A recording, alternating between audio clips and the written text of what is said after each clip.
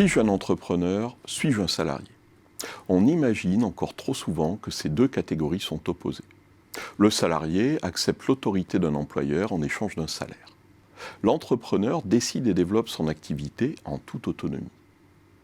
Mais la réalité montre que les individus sont de plus en plus souvent entrepreneurs et salariés, soit en même temps, soit au cours de leur vie. On observe deux tendances dans le monde du travail. L'intrapreneuriat. Si on considère qu'un entrepreneur est quelqu'un qui crée une activité économique, alors on observe de plus en plus de salariés qui sont chargés de développer de nouvelles activités au sein de leurs entreprises en étant pleinement autonomes.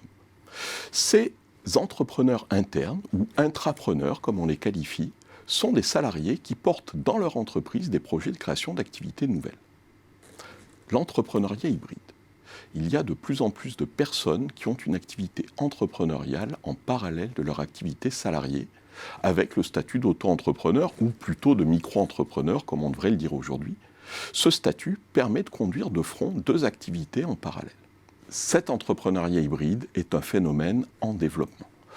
On estime aujourd'hui que 20 à 25% des porteurs de projets de création sont également des salariés.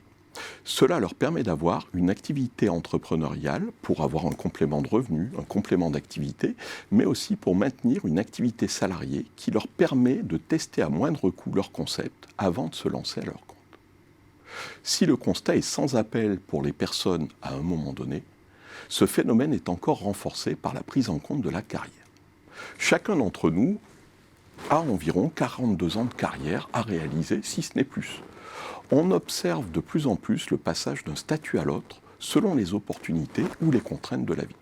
Il sera possible d'arrêter l'activité entrepreneuriale pour prendre une responsabilité intéressante dans une entreprise, mais aussi de maintenir en même temps le salariat et l'entrepreneuriat, voire de revenir à l'entrepreneuriat lorsque l'avenir professionnel ne sera plus assuré dans l'entreprise qui nous emploie ou lorsque nous trouverons une opportunité de marché intéressante. L'entrepreneuriat hybride est donc une activité à suivre.